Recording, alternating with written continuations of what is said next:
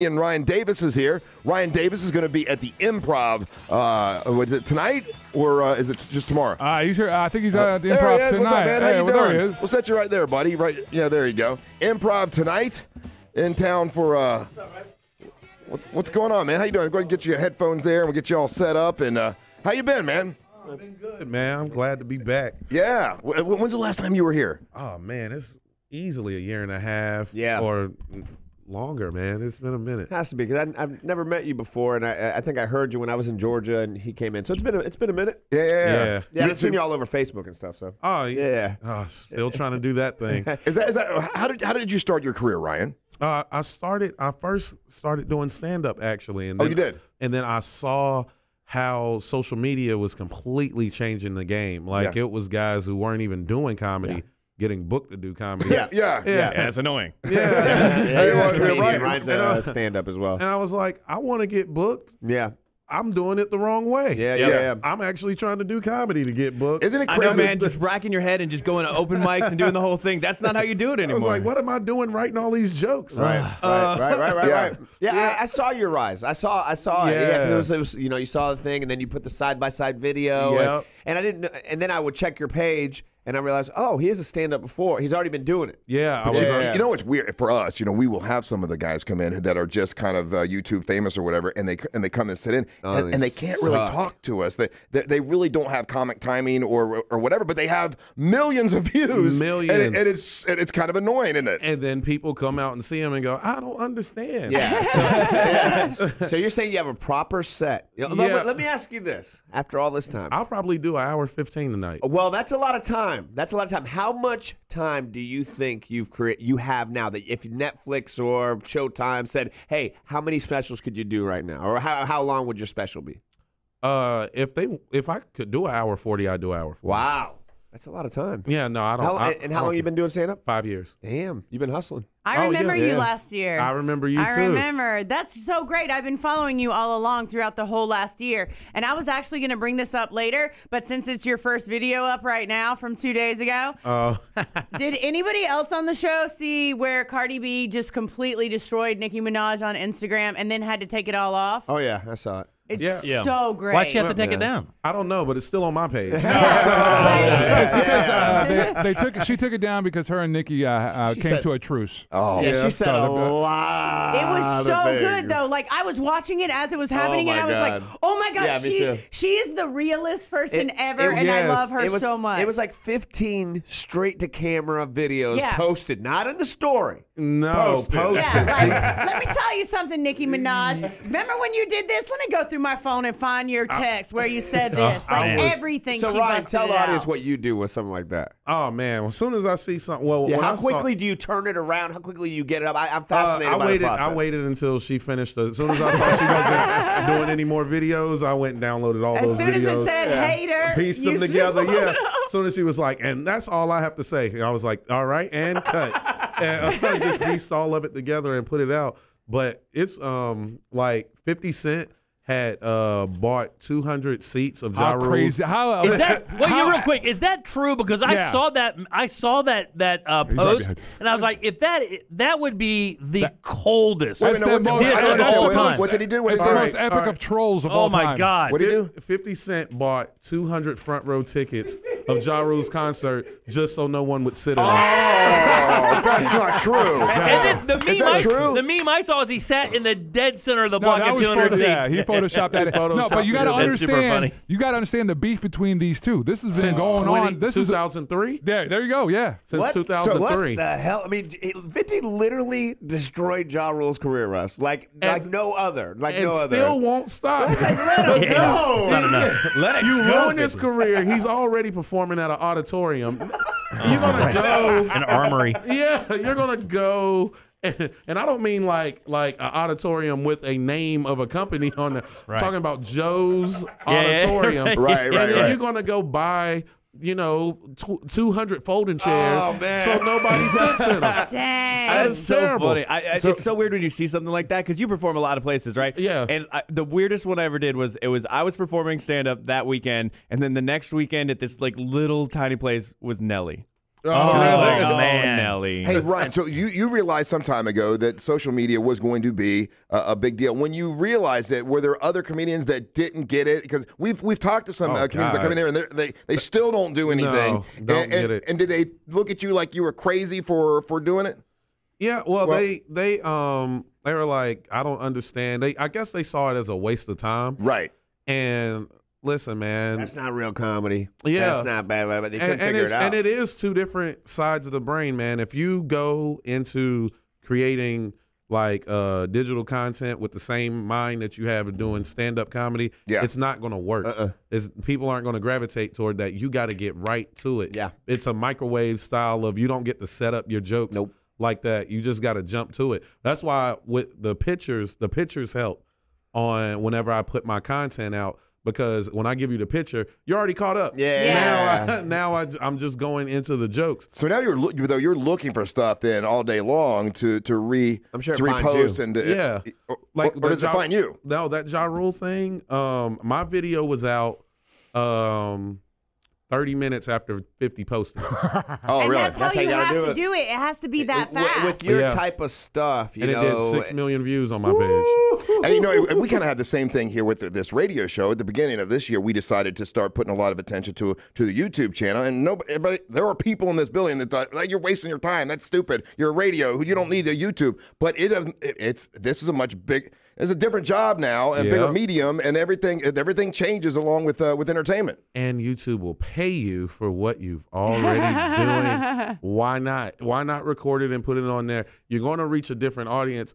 Like there may be people out there who can't hear you guys, who just come across y'all on YouTube. 100%. And It now happens you all have the time now. Yeah. Yeah. So we now just you did have a new audience. a big thing, a Spooky Empire thing, and there were people that came by that I knew you guys were on. I thought, but I started watching YouTube and I'm listening to you again. You know, so it's very, very helpful. Did you find the transition to YouTube difficult? Because I know you started on Facebook, right? Yeah.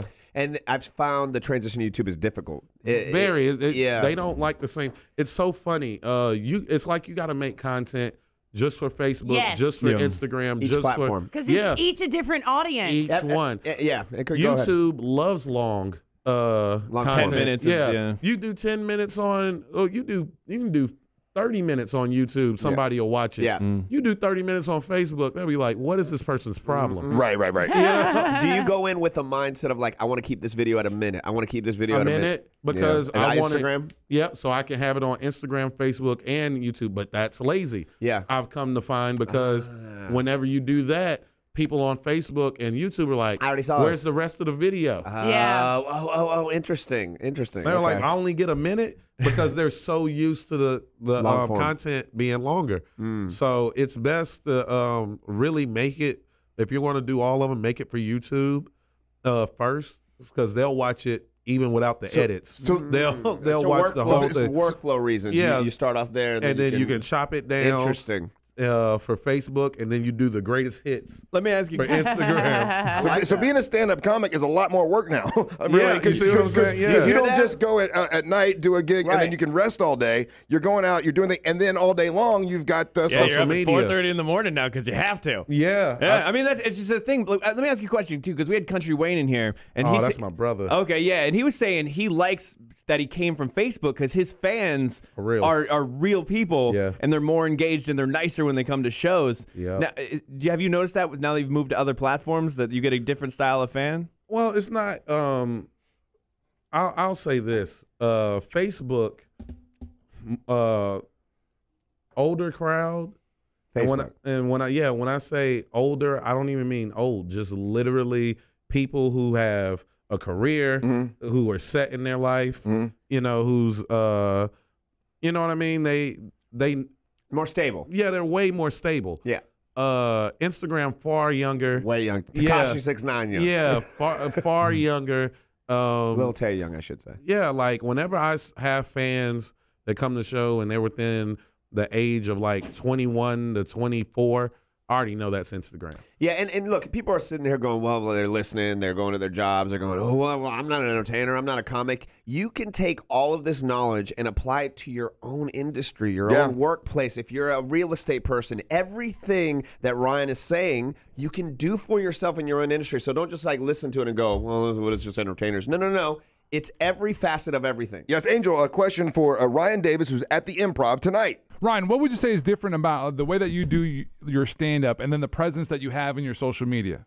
All right, social media, my goal with social media is to, because I actually went to college. I was my major. How was it? We never been. Yeah, I went to college. I dropped out. I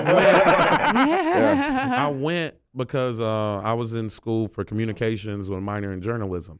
So I'm like, whenever I do the commentary, that's what I was wanting to do anyway. Oh, okay, cool. I got you. All right. So cool. that's what it is. But with stand up, that doesn't work on stage. That's a tough road, And man. where are you from again? Because I just heard North Carolina. Oh, that's right. Did you ever take your shirt off and throw it around like a helicopter? No, but I have a homecoming show at the end of this month. I'm so thinking about having Petey Pablo. Oh, you bet. You gotta do that. That would be so awesome. I mean, that would be officially, everything connected. I would love to do that, man. I've been thinking about it for like 6 months now. You said something there. You wanted to be a social commentator. You want to talk about maybe politics. You want to talk about that. But try doing that on an open mic night and see how quickly you get a full beer thrown at you. Exactly. It's not an easy, and the internet is the perfect place. Because how are you going to create the next Bill Maher? How are you going to create the next Dennis Miller? Exactly. Yeah. Exactly. And it was the funny part was that was missing on social media. That's what made me do it that way. Yeah, at everybody that time wanted to be a character. Yep. Everybody was like doing sketches and dressing up and all. I was like, I'm not a character. Now, do you have a podcast as well? No, I will be starting one. You're going to start a podcast? Yeah, of seems course. like everybody. It's a natural progression. A little bit of everything. Natural progression. Yeah. So what is the next goal for you per se? Social media, you kind of conquered it in different ways. I know it can keep growing. But, like, is Kevin Hart your dude, or is Chappelle your dude, or is Gary Shane? Who is your guy that you see? Where do you want to go? Oh, my God. You know what's career-wise, I would love to get to where Chappelle Well, is. hell, who wouldn't, right? Yeah, right. Yeah. But my guy in comedy was always Patrice O'Neal. Interesting. Yeah. That's a true Yeah. like you're kind of stand-up. Man, that dude to me, Elephant in the Room, that comedy special was perfect to me across the board. So next, I want to have a comedy special that I'm remembered for. That is, I like that. That's I very like that. important to me. I like very important to me. And now I actually want to start creating content to where like I have like a web series or a TV show on social media. Right. It is kind of unique, though. The comedy special is your greatest album of all time. I mean, if you think about it, you still talk about Delirious to this day. Right. So you still talk about 83. those. Right. Yeah. You still talk about those albums. I mean, Richard Pryor, Live on Sunset Strip, Carlin. 79. You talk about those albums. Exactly. But those have down to Jerry Clower, Ryan. Yeah. I mean, down to even the old school, that's really what stamps you into somebody's psyche is that one special that just blows everybody away. Like when I first heard They Call Me Tater Salad, that changed my life. Ron White. Amazing. It was an incredible record. Carlos and I saw Ron White together, and we went there to see somebody else, and Ron was opening for them. It was during the Blue Collar Comedy Tour. Yeah, I forgot who opened. We went to see Larry. Yeah. Oh, yeah. And we're there, and Ron White was the opener during this time, and absolutely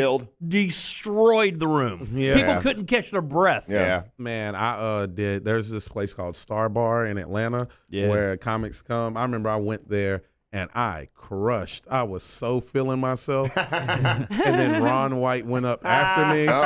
And not only did he kill, it looked like he wasn't even trying. It's Ron White in Atlanta, dude. Yeah. Like his style, he went up there with the scotch and the cigar, and he was just like, I was like, there's no way. You had to write this. But he's so effortless. It's a like, master. Yeah, he's a master at it. And that's the thing. Like, I've been doing it 5 years, but it's 5 years of like every week. I've been on stage every week. But do you feel like you're always having to prove yourself to other comics? All the time. But that's going to never stop. Because the social media thing, it makes it seem like you're not as much of a comic. And that's why I love when they come to my shows. Because I know comics come to my show to see me fail. Oh, yeah. And then, that's why comics go to shows. Yeah. And then when they leave going, oh, he's a real comic. Actually, it's funny. Well, you can see Ryan Davis tonight at the Improv. Thanks for coming in to see us. We appreciate it. Thank you guys for having me. I guarantee you will not regret it.